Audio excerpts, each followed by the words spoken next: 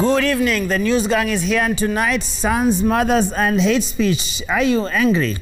It's noisy, it's messy, and it's happening right now. The ugly divorce proceedings in the court of public opinion. On the memo, Olisikia Wapi, Jamila's open questions on COVID-19 guidelines. Gachuri is punching out the Council of Governors and giving it a new name.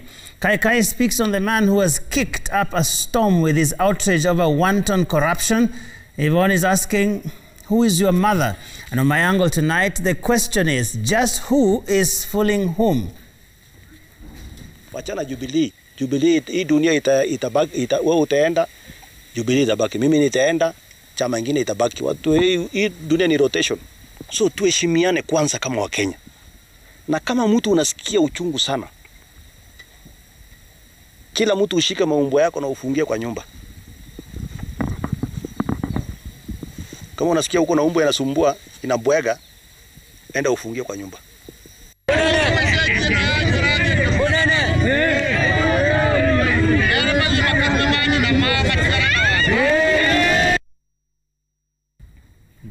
Linus, we are already at dogs, mothers, all manner of things, and 2 years to an election. Yes, Joe, we are in an interesting phase, but not entirely surprising. This has been the tone of our politics for quite a while now. And actually from the 2013 elections to now, it has intensified, where we have mainstreamed insults as a political tool, as a campaign tool. And it's very surprising how Kenyans now are picking perpetrators and innocents. There are no innocents in this Kenyan political landscape right now, in as far as this kind of talk is concerned.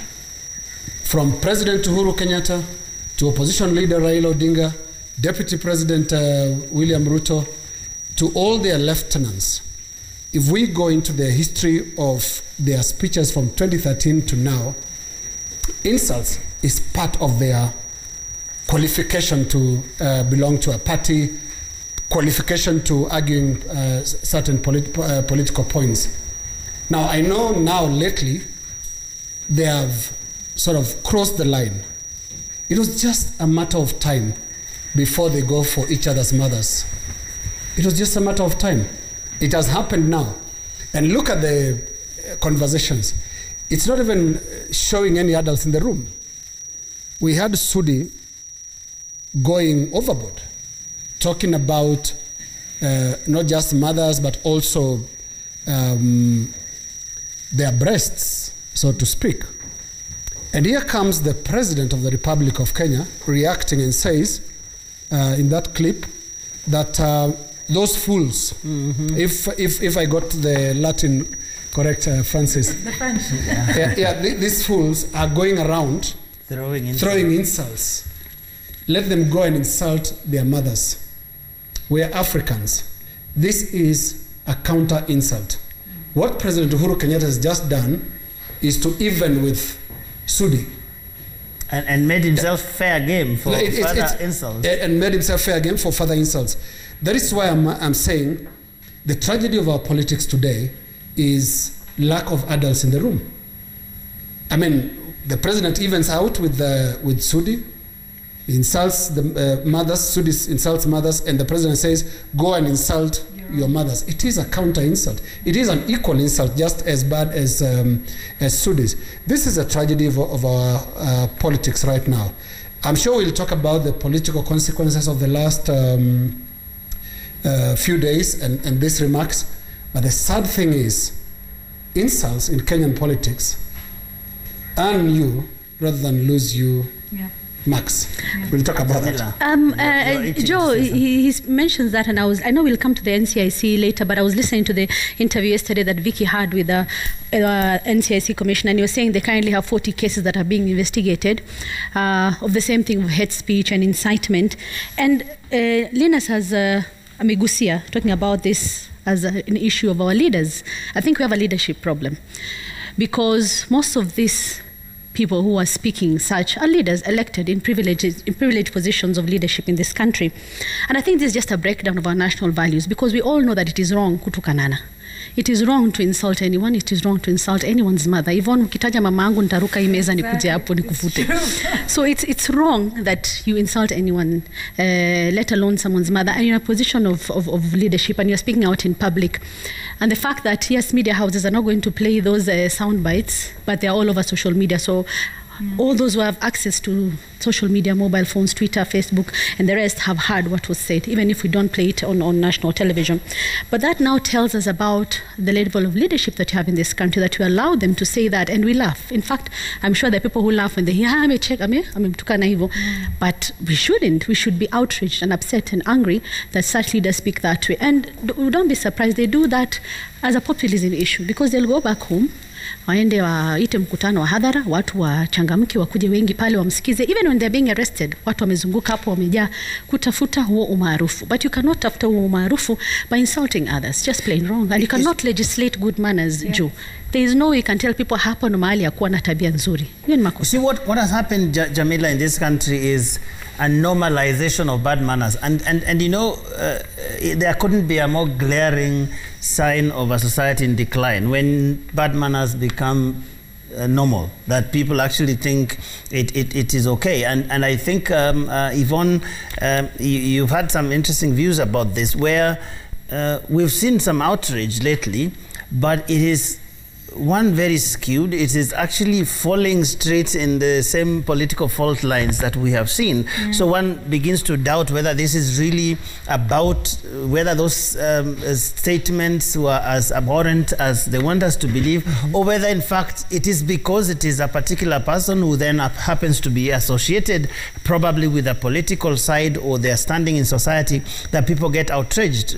Whereas this is something that clearly ought to be a cross-cutting thing. It should. And like Jamila said, we're trying to legislate good morals and values in this country. And to that extent, sometimes I think we ask too much of the NCIC, because there's only so much they can do in terms of, putting this right. And like we've said, today it is this side of the political divide, but let's be honest, we've heard certain words like those from Babu Owino and quite a number of others.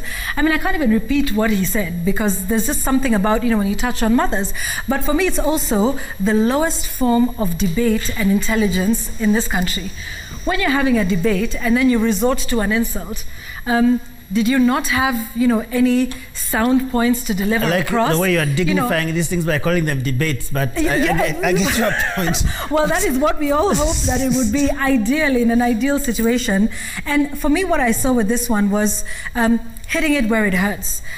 For months, if not for, years since the handshake, this side of the political divide has been trying to get the attention of the president. They've been trying to get him to repeat his promise once again, and maybe I'm wading into the political side of things, but this is typically what happens when you're trying to argue with someone and you don't seem to get a response. You go low. And you try to hit where it hurts. And it's absolutely abhorrent. And I think, just to reiterate what Lina said, is there is no one with clean hands on either side of this debate to say, tuache matusi. I mean, we've heard during campaigns, what was that?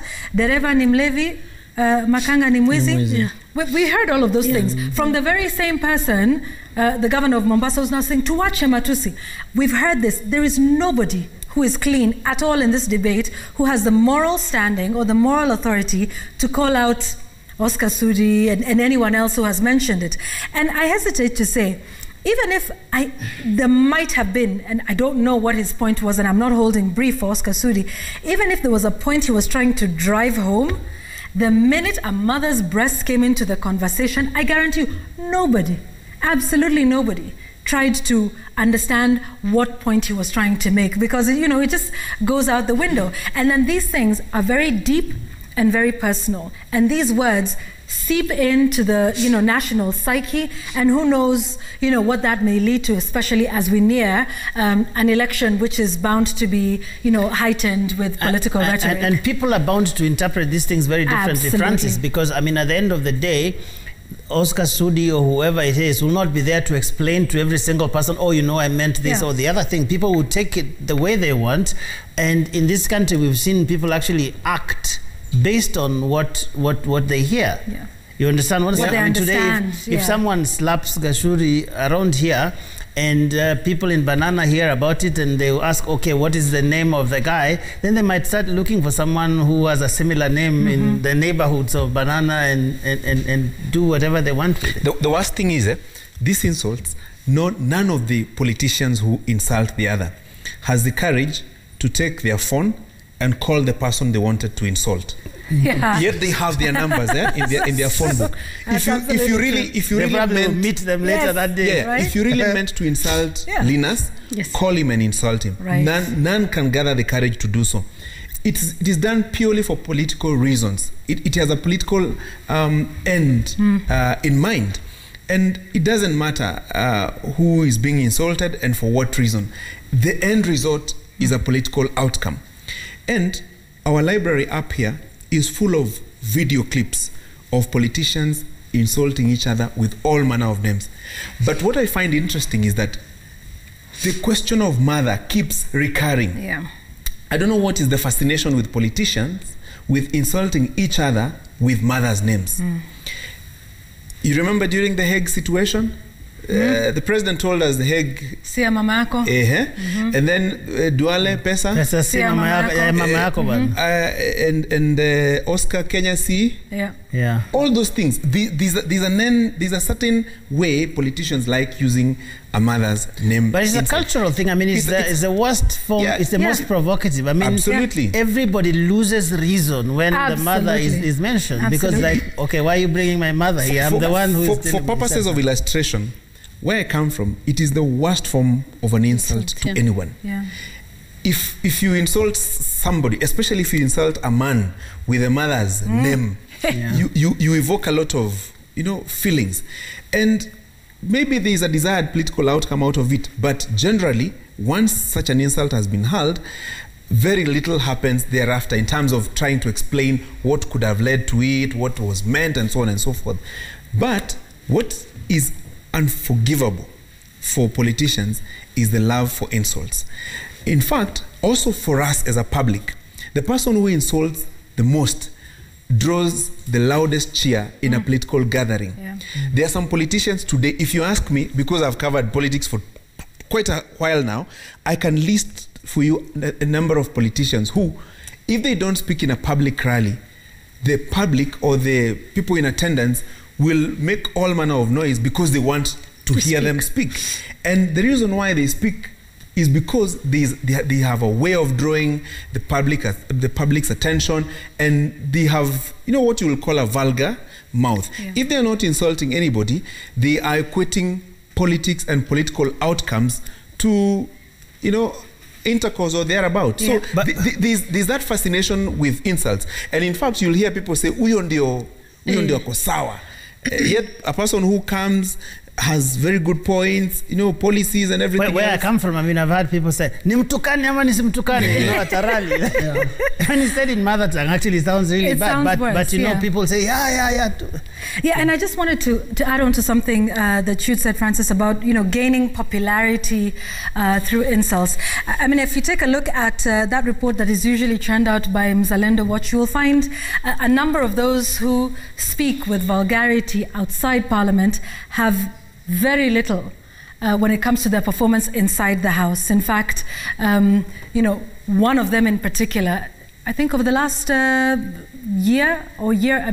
year, has not made any statement, according to the Hansard, in Parliament, which is where, your work of representation is supposed to be an oversight and accountability. But I mean, I would challenge anyone to go for the Hansard and take a look at these particular MPs and see what their performance has been. You'll find it's quite dismal. It's the lowest point of connection with the voters. I mean, when you do that. But I don't know, Jamila, why this doesn't stop. I mean, it just keeps going on. We talk about hate speech all the time. Every time there's an election.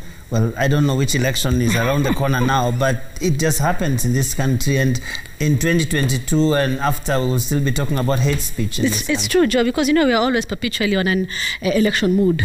Yeah, one election merges into another. Tunakuaga tu tuko katika mambo uchaguzi. That's why this thing doesn't go away. But also looking at this as a chapter 6 issue, leadership and integrity. Last week my memo was about it. And it is about values and character and about what you can do as a leader and what you can't do as a leader. Because this chapter 6 is a chapter about good manners. In fact, I'll quote Article 73, saying that a state office has a public trust to be exercised in a manner that demonstrates respect for the people, brings honor to the nation and dignity to the office, also promotes public confidence in the integrity of the office. So these members of parliament, have they brought integrity? Have they brought heshima for that office? Because I can bet you, the state, through the sweat of the taxpayers, pays these members of parliament, pays their expenses. I'm 100% sure these legislators who are speaking in their counties of Emurua, Dikir and Kapseret walikuwa wametumia travel allowances from parliament. They need bodyguards, many of them. And a lot of them have bodyguards who are paid for by the same taxpayers' money. And all that you expect from them is that they respect that chapter of leadership and integrity that is in the Constitution. But when we don't see it again and again and again, I think we need to question ourselves as Kenyans about the type of leaders we elect and why we elect them. Election cycles come and go, but we still wake up at 3 a.m. and elect the same leaders, expecting more. Ni kama ku reinvent the wheel ama una expect the same, a different outcome kwa kutumia the same process. I think sisi wenyewe as Kenyans should learn about what kind of leaders we want, because this has happened too many times for us to ignore. Yeah.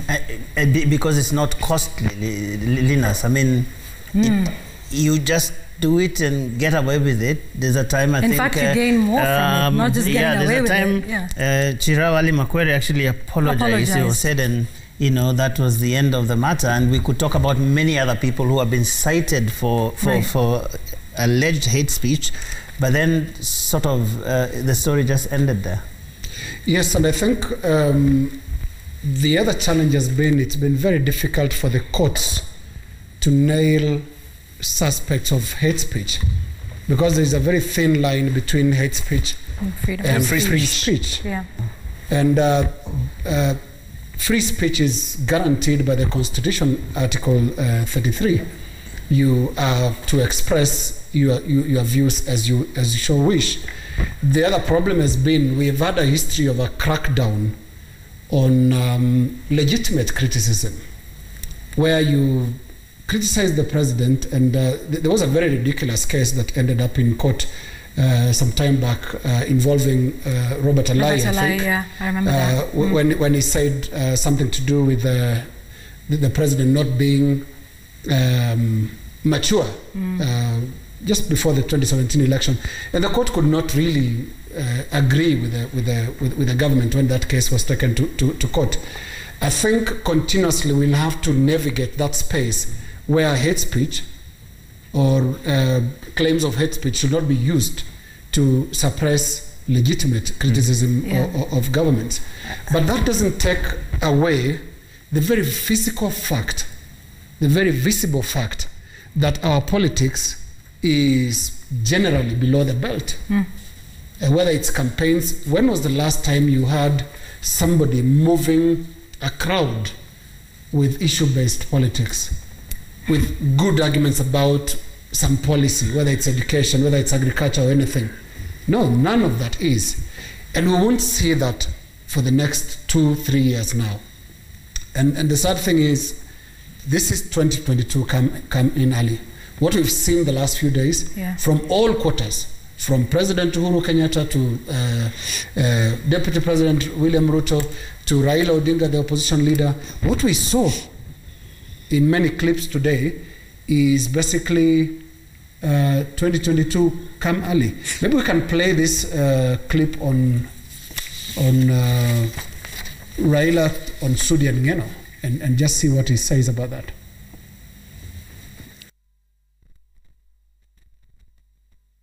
Hatutaki vile vile maneno ya hasira na matusi.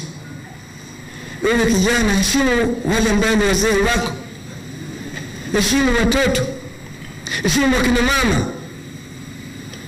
Unakwenda kulaumu mama ambaye hana hatia.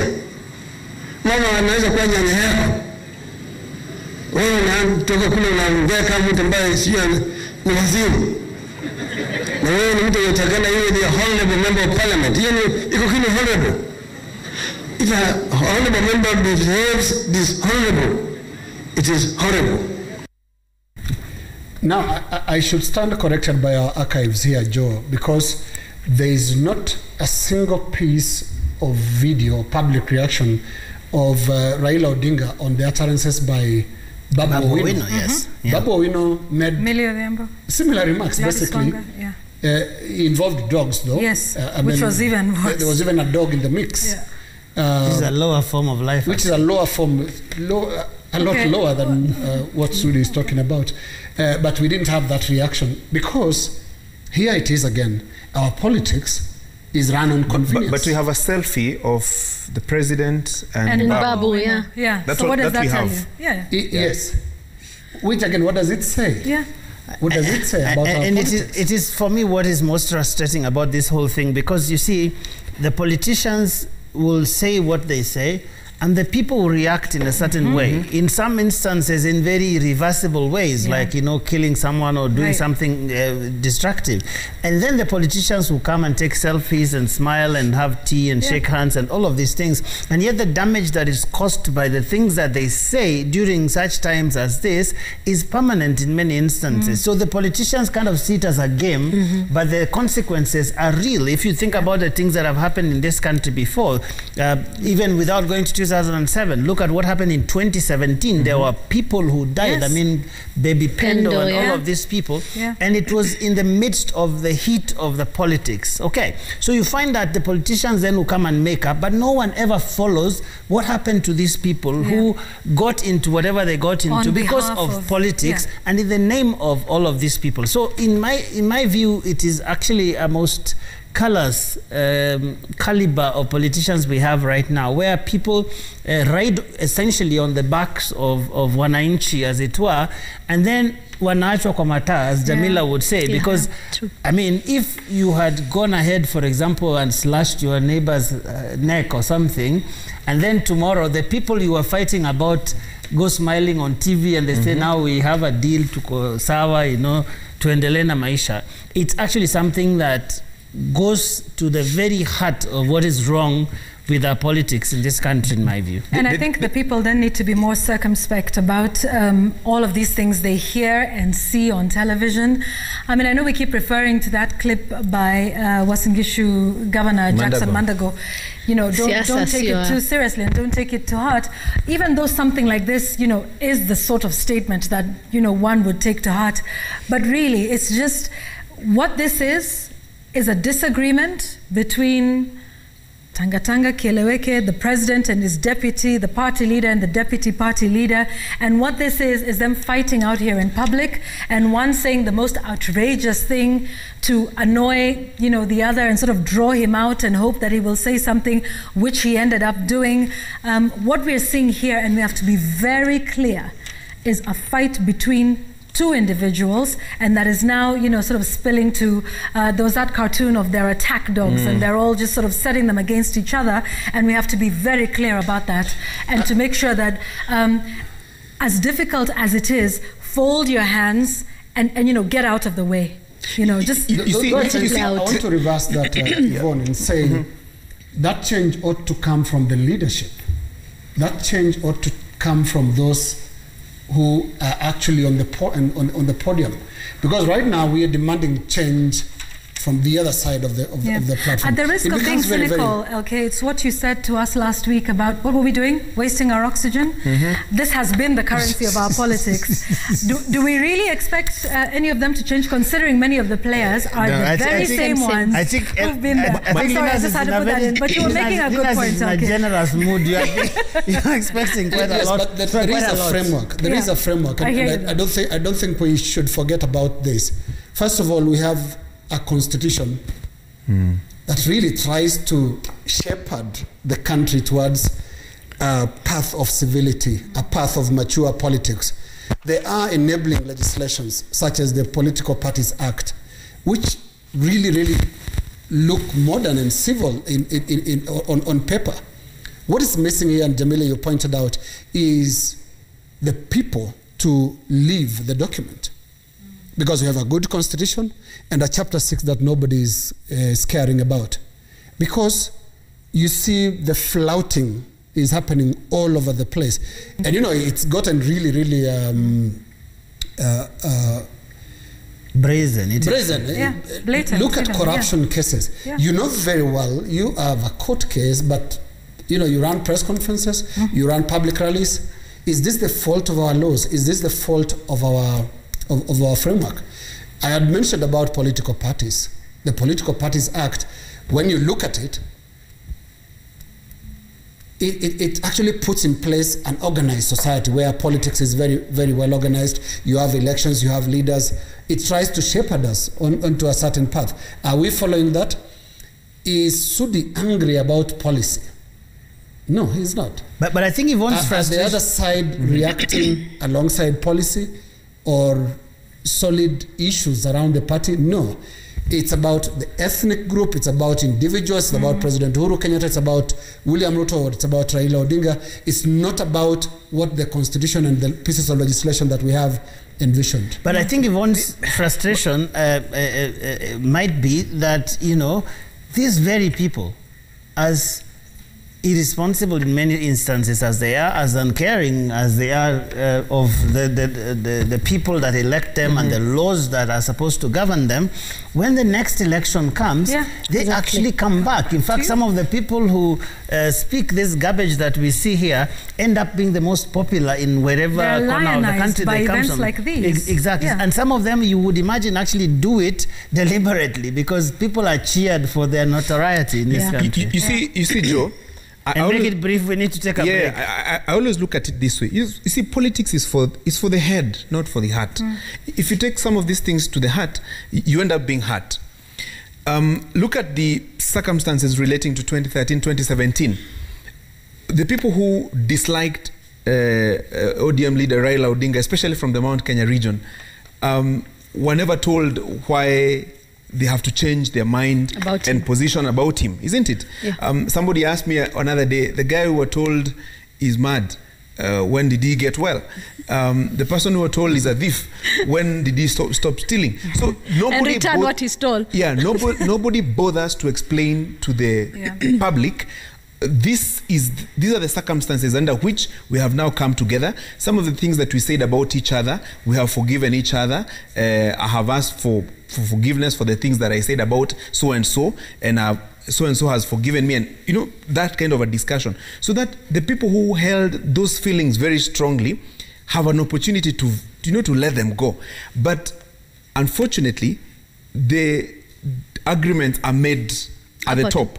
But the disagreements are made, and the impact is felt.